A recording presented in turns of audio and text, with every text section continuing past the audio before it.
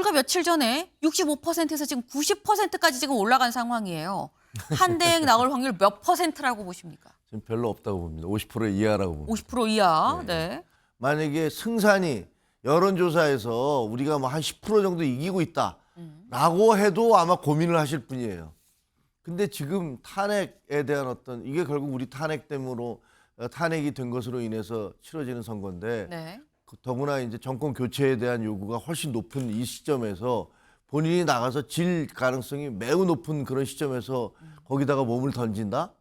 제가 보기에는 거의 가능성이 없는 얘기입니다. 그리고 이재명 대표에 대해서 잘 아시는 분일 거예요. 이재명 대표가 선거에서 예를 들면 경선에 나가든가 뭐 혹은 나가서 졌을 때 그 이후에 후유증이 그 후폭풍이 어떻게 불어올지를 본인이 누구보다 잘 아시는 분이기 때문에 저는 이제 안 나온다는 표현은 쓰지 않겠습니다. 못 나온다라고 표현 쓸게요. 아하. 아니 무소속으로 나와야 되잖아요. 네. 한동훈 후보라든가 홍준표 후보가 만약에 결선에 갔다. 이분들이 단일화하지 않겠다라고 하면 무소속 출마해야 되는데 어떻게 나오죠? 전혀 준비가 안 됐을 것 같고 만약에 나오려고 한다면 국민의힘 의원들이 상당수가 탈당해서 도와야 되는 것인데 그럼 분당인 것이고 국민의힘은 그렇지 않아도 망했는데 더 폭망하는 거잖아요. 그 선택을 할 가능성은 저는 없다라고 생각되고 저는 자꾸 한덕수 대행을 부추기는 게 어차피 대권은 잡기 어려우니까 당권이라도 좀 잡자. 도저히 한동훈에게 갈 가능성은 배제하고 싶다. 한덕수 대행하고도 깊은 인연이 있으시잖아요. 예전에 이제 행정고시 선후배이기도 하시고 또 하버드 선후배이기도 하시고. 뭐 서울대 선후배이기도 하고 예. 하버드 선후배이기도 하고 예. 아주 가까운 사이죠. 예. 그 서로 교류는 요즘 자주 하세요? 뭐 가끔 통화하고 있는 상황입니다. 네. 그거 예. 그러시죠 보통. 그러니까 예. 보통 성격을 봐서 안 나온다고 마음 먹어서는 벌써 이미 예. 나는 관심 없다. 네, 나는 예. 마지막까지 네. 뭐 우리 경제만 챙기다가 6월 3일 날 그만두겠다. 네. 이렇게 벌써 말씀하셨어야 되는데 그렇죠. 이미 오래 지난 시간이 돼버렸죠. 이제는 뭐 90% 정도로 예. 나올 확률이 높다. 이렇게 보고. 네, 박수영 의원, 내가 한덕수 대행이랑 서울대 선후배기도 하고 하버드대 선후배기도 하고 연락도 자주 하고 전화도 하고 뭐 카톡도 하고 많이 하는데 근데 내가 아는 한덕수 대행은 아니면 아니라고 진즉에 얘기했을 뿐인데 얘기가 없다라는 거예요. 그러면서 한 얘기가 90% 정도 나올 것 같다라고 얘기합니다. 근데 기억하시나요?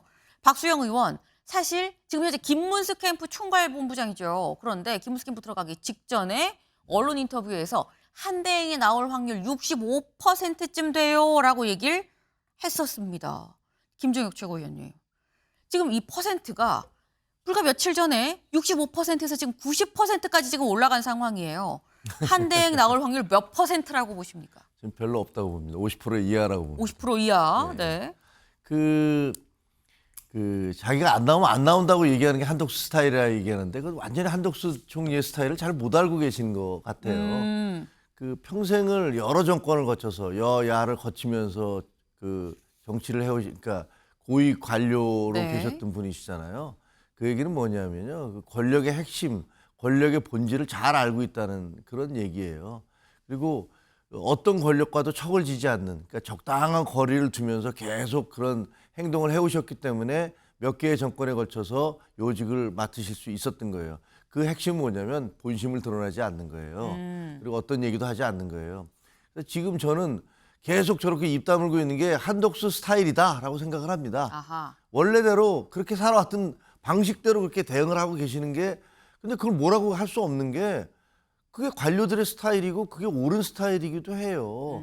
예를 들면 관료하시는 분들이 정치인들처럼 어떤 사안에 대해서 마구 입장을 발표를 한다면 그것도 문제가 되는 거거든요. 근데 저는 기본적으로 한덕수 총리는 만약에 승산이 여론조사에서 우리가 뭐 한 10% 정도 이기고 있다라고 해도 아마 고민을 하실 분이에요. 근데 지금 탄핵에 대한 어떤 이게 결국 우리 탄핵 때문에 탄핵이 된 것으로 인해서 치러지는 선거인데 네. 더구나 이제 정권 교체에 대한 요구가 훨씬 높은 이 시점에서 본인이 나가서 질 가능성이 매우 높은 그런 시점에서 거기다가 몸을 던진다? 제가 보기에는 거의 가능성이 없는 얘기입니다. 그리고 이재명 대표에 대해서 잘 아시는 분일 거예요. 이재명 대표가 선거에서 예를 들면 경선에 나가든가 뭐 혹은 나가서 졌을 때 그 이후에 후유증이 그 후폭풍이 어떻게 불어올지를 본인이 누구보다 잘 아시는 분이기 때문에 저는 별로 옆에서는 계속 부추기고 있지만 네. 가능성 별로 없다 이렇게 봅니다. 지금 약간 전격적인 퍼센트가 나왔어요. 50%도 안 된다. 거의 없다라고 지금 전망을 내놓으셨는데 아니다. 나는 100%라고 본다. 라고 말하는 분도 있습니다. 누군지 직접 들어보시죠. 저희는 나온다는 확신범입니다.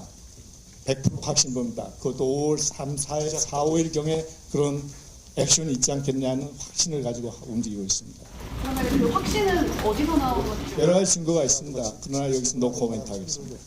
대화는 저희가 카톡도 하고 전화도 하고 그런 상태입니다. 커뮤니케이션상의 에러는 없습니다. 그런 말씀 없으셨고요. 또 하라 말라고 하실 그분은 그런 분도 아니세요. 네. 누구냐? 이 지금 한덕수 국민후보 추대위원회가 꾸려졌습니다. 그 위원장, 지금 박성섭 위원장이에요. 어제 프레스센터에서 기자회견을 했죠. 한덕수 대행 나오십시오. 대선 후보가 필요합니다. 나오세요라고 기자회견을 하면서 한 얘기가 한덕수 대행이랑 전화도 하고 카톡도 하고 연락 정말 많이 하는데 이거 나올 확률 100%입니다. 근데 근거가 있긴 한데 말할 수는 없어요라고 지금 얘기를 하고 있어요. 이승훈 변호사님. 지금 말할 수 없다고 얘기를 하는데 그러면 다시 더 궁금해지거든요. 어떤 근거인데 100%를 얘기를 하는 거냐라는 거죠. 근거가 없기 때문에 말할 수 없지 않을까요? 그리고 박성섭 씨 제가 잘 모르겠는데요. 네. 그렇기 때문에 또 신뢰도가 좀 떨어진다라고 생각되고 저는 이제 안 나온다는 표현은 쓰지 않겠습니다. 못 나온다라고 표현 쓸게요. 아하. 아니 무소속으로 나와야 되잖아요. 네. 한동훈 후보라든가 홍준표 후보가 만약에 결선에 갔다. 이분들이 단일화하지 않겠다라고 하면 무소속 출마해야 되는데 어떻게 나오죠? 전혀 준비가 안 됐을 것 같고 만약에 나오려고 한다면 국민의힘 의원들이 상당수가 탈당해서 도와야 되는 것인데 그럼 분당인 것이고 국민의힘은 그렇지 않아도 망했는데 더 폭망하는 거잖아요. 그 선택을 할 가능성은 저는 없다라고 생각되고 저는 자꾸 한덕수 대행을 부추기는 게 어차피 대권은 잡기 어려우니까 당권이라도 좀 잡자. 도저히 한동훈에게 갈 가능성은 배제하고 싶다. 이것에 집착하는 것 같아요. 그러니까 이게 참 잘못된 집안은 계속해서 망한다고 지금 누군가가 나와서 좀 이 집안을 살려야 되는데 참 어렵겠다 이런 생각이 들고요. 앞으로는 저는 이런 생각도 듭니다. 민주당에서는 항상 영남 후보를 통해서 좀 부족한 부분을 채웠었거든요. 네. 그제 이제는 국민의힘에서 호남 후보를 좀 세워야 되는 것이 아닌가. 그런 상황이 다음에는 오지 않을까 이런 생각도 듭니다. 그러나 이번에 한덕수 후보는 아니다라고 생각됩니다. 이거는 좀 두 분이 약간 의견 일치인 부분이 있어요. 50% 미만이다 거의 없다 안 나오는 게 아니라 못 나오는 거다 뭐 이런 지금 말씀을 그러니까 한덕수 대행이 실전이 본선에 뛰어들 가능성은 거의 없다고 봐야 된다라고 지금 두 분 공통적으로 말씀을 하시는데 근데 말씀드렸죠. 조금 전에 본 이 박성섭 위원장 이 위원회 자체 이름이 국민후보 추대위원회입니다. 한덕수 국민후보 추대위원회의 위원장 직접 나와서 막 기자회견을 했어요. 오늘도 또 이런 비슷한 또 다른 단체에 이 기자회견이 예정이 돼 있다라고 하죠. 그런데 이 추대위가 심지어 지금 출범을 한 상황인데 다음 기사 볼까요? 한덕수 추대위 출범에도 침묵. 관세 협의 후 출마 여부 결정하지 않겠냐라는 관측이 나온다라는 겁니다. 네, 김종혁 최고위원님. 지금까지 한덕수 후보의 이 살아온 뭐 여적이나 뭐 이런 걸 쭉 봤을 때 당연히 안 나오지 나오겠어요라고 말씀하셨는데 근데 추대위가 출범을 했는데도 여전히 지금 침묵하는 거 이거 침묵은 암묵적 동의 아니냐라는 거죠. 글쎄요, 뭐 마음속에서는 얼마나 갈등이 있겠습니까? 갈등 중이다. 네, 그렇지 않겠어요? 뭐 난가병이라고 얘기하지만 난가? 내가 나가야 되는 거야? 나구나. 나네. 뭐 이렇게 시작되는 그 나로 시작되는 시리즈. 뭐 거기에 대해서 본인이 인간이라는 건 욕망을 벗어날 수는 없는 거잖아요. 더구나 이제 연세가 들면 들수록 다른 욕망은 다 사라지고 남는 게 명예욕밖에 없다고 그래요. 그러니까 내가 한번 해볼 수 있는 거 아니야? 라는 생각을 하는데 그거는 저분만 그러신 게 아니고요. 옛날에 최규하 권한대행 1980년대 네. 최규하 총리도 그러셨고요. 그다음에 고건 총리에 대해서도 막 추대론이 있었지 않습니까? 그리고 황교안 총리에 대해서도 비슷한 얘기가 있었고 마찬가지인데 대통령이 유고 상태가 되거나 좀 어려운 상태가 되면 그런 총리들에 대해서 주변 분들이 막 들끓기 마련이에요. 그러면서 당신이 하셔야 됩니다라고 얘기를 하고 있고 주변에서 얼마나 많은 분들이 저 한덕수 총리한테 얘기를 하겠습니까? 나가셔야 돼요. 뭐 무슨 뭐 내각제로 바꾸셔야 됩니다. 뭐 온갖 이해관계에서 이렇게 얘기하실 텐데 저는 뭐 아까 말씀드린 대로 참 쉽지 않다. 본인 마음속으로는 온갖 생각을 하겠지만 그 결정을 내리는 것은 정말 쉽지 않고 아마 못 내릴 것이다. 이렇게 봅니다.